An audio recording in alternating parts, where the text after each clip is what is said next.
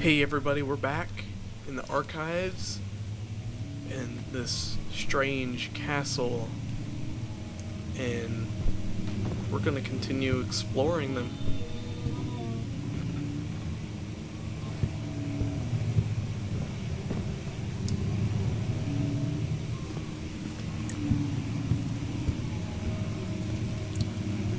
We don't run into whatever made that sound. Oh, oil.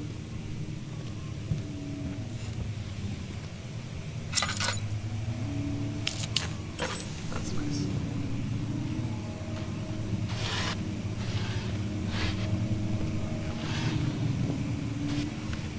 Just a bunch of maps.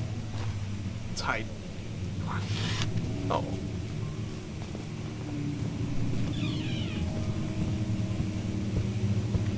Maps. Much of the castle is old and hasn't been tended to for centuries. When the shadow arrives, it won't take long until things start falling apart. We're just buying time anyway. Let's do what we can. There isn't much to be done about the wars. We should reinforce weak structures. The ground will tremble and there's a risk everything will cave in on us, especially downstairs. Here, and there. Let's get the servants working on it.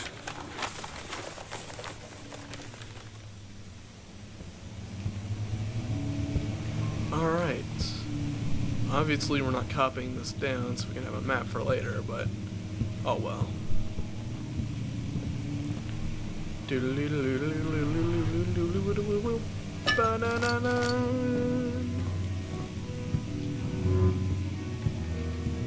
that piano again.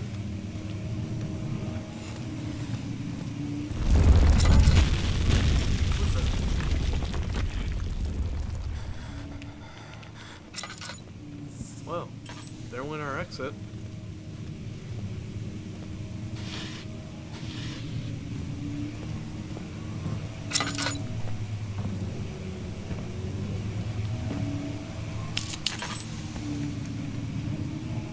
What we got in here? Kingdom of Prussia and Central Prussia. So, let's see what we got over here. Anything? Anything? Oh, Tinder. Whoa. Oh, I guess we're gonna have flashback.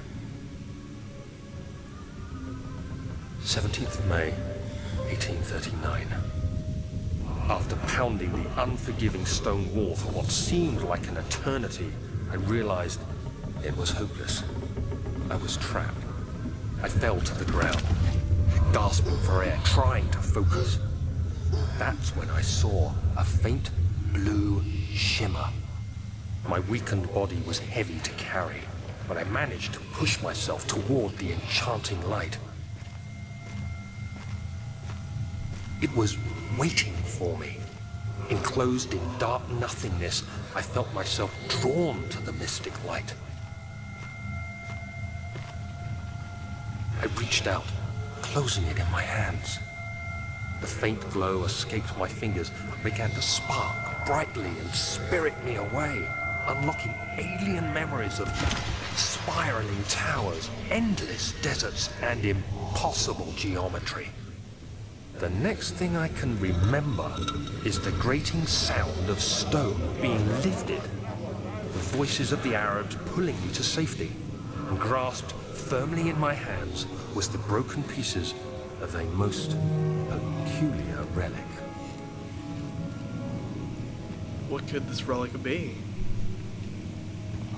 Sounds very interesting. Well, obviously we're not going that way. Yeah, I'm gonna save my tinder. Not breakable by hand. Well, do we have something we could use that is not hand? I don't know, maybe like a chair?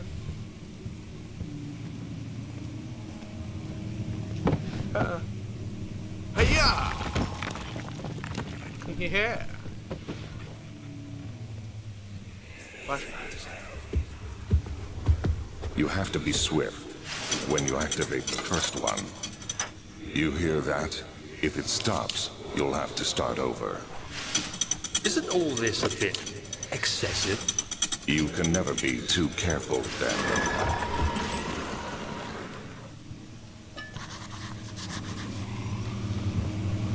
Alright. I don't see any more tinder, but it's lit up for the most part.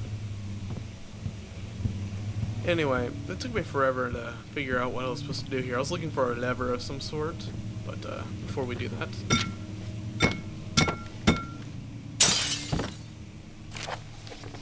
Local folklore. Alstad and Brandenburg Castle, 1801. Another region rich with lore is Alstad. That's what I'm going to call it, Alstad. Deep within the east, Prussian woods. For centuries there have been stories surrounding the hamlet and its neighbor, Castle Brandenburg. A quiet forest-clad mountain stressed with scattered lakes is as picturesque as can be, albeit the area is haunted by the dark. Ask any local and you'll hear proof of the widespread superstition. All travelers should indulge themselves in such conversations since it will certainly serve as exciting entertainment. All of them have their own twists on the tales, but there are some motifs that keep reappearing. The Gatherers. This story reaches all the way back to the time of the 30-Year War. It is said that the soldiers who abandoned their duty got lost in the cold dark woods and were forever damned to roam the grounds. Their bodies, wrought by their tainted souls, have left them disfigured and empty of essence. Many have cited them over the years and described them as horrid remnants. They move silently through the woods, shying away from any beholder. They are called gatherers, as they seem to follow some ambition to steal living creatures. It is their prey which can be heard struggling inside damp burlap sacks dragged behind them, which reveal their presence. What dark scheme do they follow? A Visit Undone.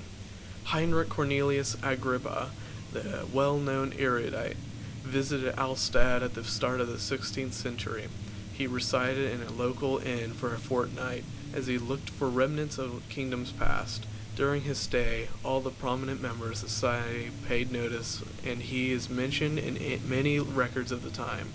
One day, he went to investigate a burrow in the northwestern glades, only to never be seen again. Heinrich is known to have passed away in Grenoble some 10 years later. He dismissed the notion of ever visiting Alstad, which makes you wonder what really happened. Who was the mysterious man who visited the sleepy hamlet in the woods, and what happened to him? The Immortal Baron.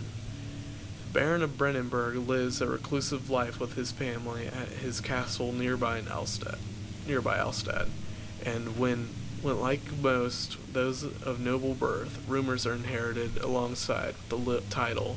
Researching the history reveals little before the castle was consumed by fire in the late 16th century. It was rebuilt by Alexander, a nobleman from the Rhinelands claiming the role of protector of the Prussian estate. Alexander helped the region to flourish and remain popular throughout the presumed lifetime. The family has always been secretive when it comes to lineage and heritage. Therefore, the birth and death of Alexander and his offspring has never been fully recorded. This has fed the idea the Baron is in fact the one and the same who came from the West over 300 years ago, lived through the time of occupation, and joined the coveted order of the Black Eagle, along with the great leaders of the country. Interesting. Alright, so let's do what took me forever to get, which is... boop.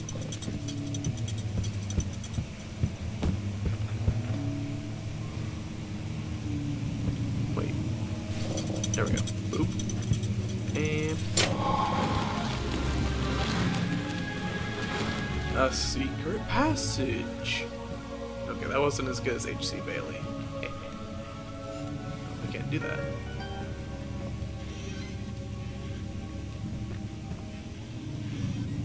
Alright, what do we got here? We got a key. But first, let's go ahead and check everything else. Oh, got a piece of paper. Alright, let's see what the piece of paper says. Regarding closing of the wine cellar, Wilhelm and his fools have endangered my research long enough with their absent-minded handling of the human vessels. The sheriff is keeping a watchful eye on the forest and is killing my trusty servants. It's just a matter of time until they follow the trail to Brennenburg.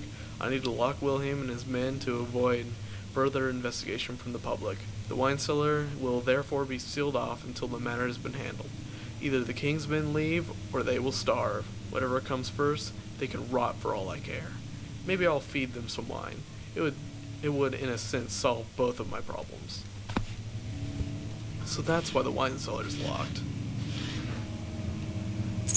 Alright.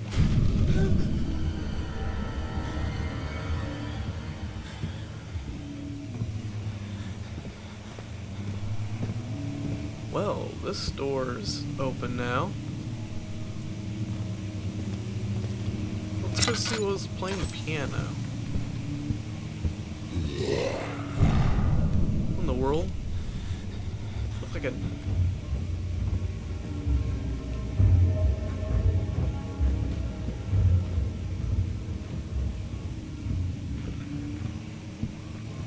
Looks like an ogre. I'm gonna go this way. To be honest, I am a little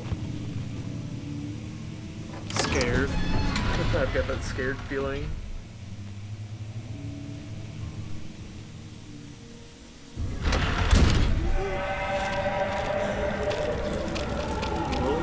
Oh my. I don't think I want to touch that. Ah!